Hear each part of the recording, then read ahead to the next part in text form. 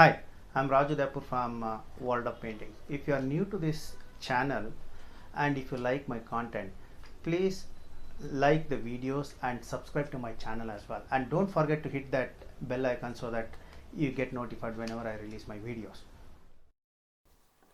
Hello everyone, I welcome you all to my channel again. So if you are visiting for the first time, please consider subscribing. So this painting is you can call it as a beginner painting. I'm just following, still another two more are there, one and the last one is there. I hang on to that last one. Actually, I like the most out of all this series of tile painting, total 10 paintings.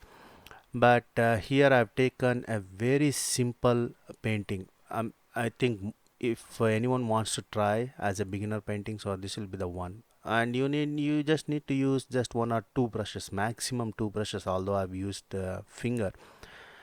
It's a different challenge for me, so I've enjoyed, like I said, even for the previous paintings. It's a very good painting, simple painting, very colorful painting. And one of the things that you just need to remember is, like I always say, highlights and shadows, at least midtones, highlights and shadows. And another thing here is that for the farthest mountain, the mountain which is far away is the one which is bluish in color. So that is based on atmospheric perspective. So the one which are very far away from us are not clear, not detailed, and then they are actually because of that atmospheric particles. So they just look smudged or blurred, and the color also actually changes based on that.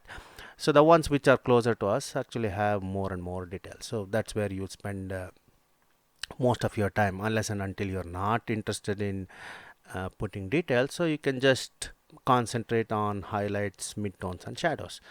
So as you can see, I've used a couple of colors, including crimson, just to get that color in the sky. And then basically I've just gone ahead with a simple stroke. If you are using brush, you just use the brush along the way I've actually done just by using my hand. So if not, you can just try it with the finger as well. So it is just up to you. But those are the things that you need to remember from this painting. It's I'm using Bob Ross paints again and following his technique, the colorful paintings, mainly on tiles. You can do it on any surface. You can still use brushes. So I hope you learn, you get something out of this video and enjoy your time.